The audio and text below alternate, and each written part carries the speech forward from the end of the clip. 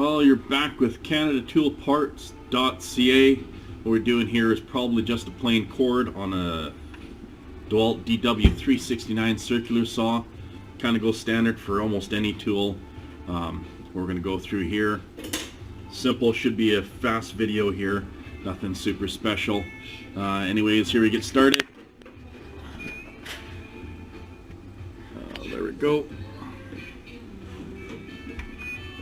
So first things first, on a circular saw, I usually check the guard and make sure the guard's not sticking. I may or may not usually take the blade off. Today I'm not going to bother. I'll be safe about it.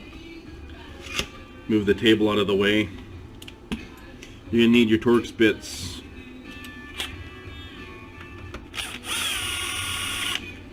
That comes off. That comes out. Gonna go after the screws to get the handle half apart. As you can see, he's missing the rest of the cord. Normally I would strip back that cord and test it tool just to make sure if the tool runs, but the amount of time that it takes just to replace the cord, I'll just replace the cord, and if it's no good, then well, sucks to be me and I gotta continue on. The handle halves don't want to come apart. Usually I put a screwdriver in where the cord guard goes in and work it the rest of the way. It is $30. The guy's getting charged $30. He's on some counter.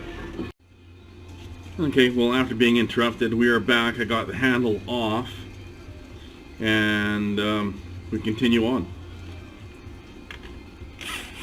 2 screws to hold the cord in place, allow it not to slip out.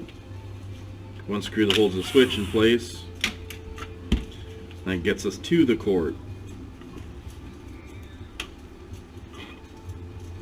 Okay, this one has an actual spade terminal on it on the neutral. If you guys don't have it, you can always solder it and then shrink tube, which would be the correct way of doing it. I don't recommend Mickey Mouse and stuff like that because at the end of the day it's just not worth it. I believe I have spade terminals, so I will just put on this new spade terminal on the new cord. Anyways, that little bit goes in the recycling container. Just happen to have the PC-14 2-power cord here. What you'll realize is that the hot side isn't long enough, so I'll have to strip back the cable a little bit. That's where I usually will kind of put it where I need it. Bring it in, measure it, hold it, use a box cutter to strip back the insulation. The biggest trick here, of course, is not to go too deep and then hit the insulation on the power cord inside the sleeve. So just groove it, come back, and just notch it. As you can see, like when I notch it a little bit, I don't break through all of it. I'll just go back and kind of cut through it. Pull the sleeve off. They can go in recycling too.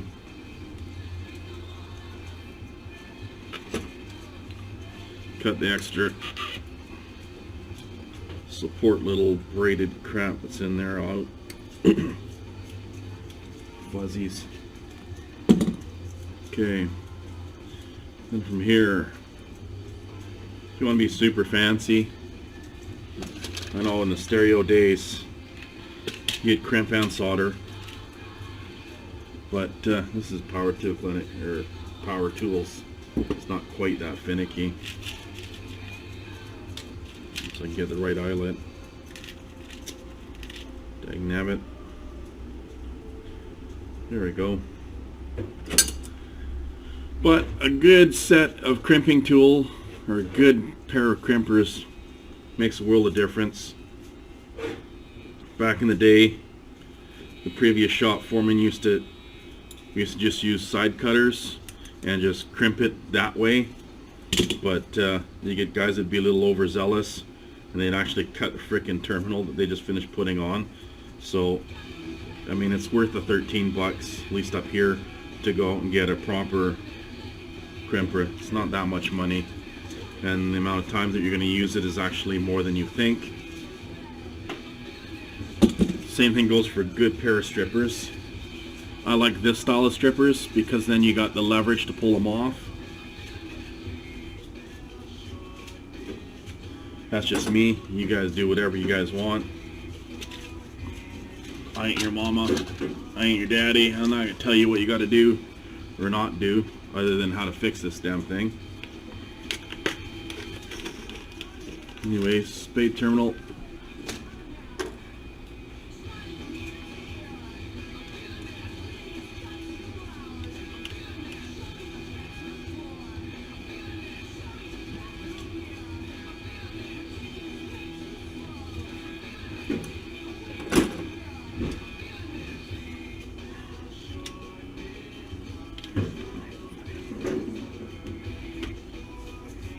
Why they went and did this. This is kind of a hokey ass system personally, but whatever. I'm not the engineer.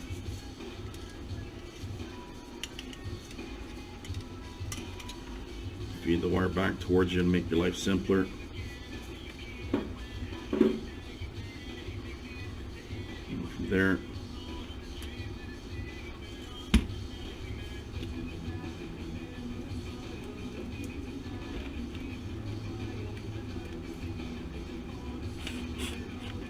start the one screw. Do not tighten it all the way down, or else you'll have to undo it to get the other one in sometimes.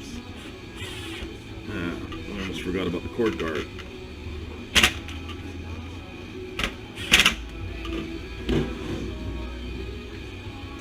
There we go.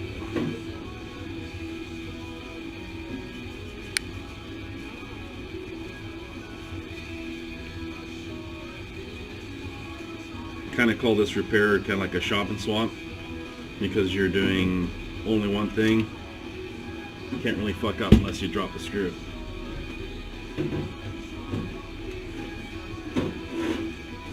If you haven't figured out, today is frickin' Monday. I've been dropping everything so far.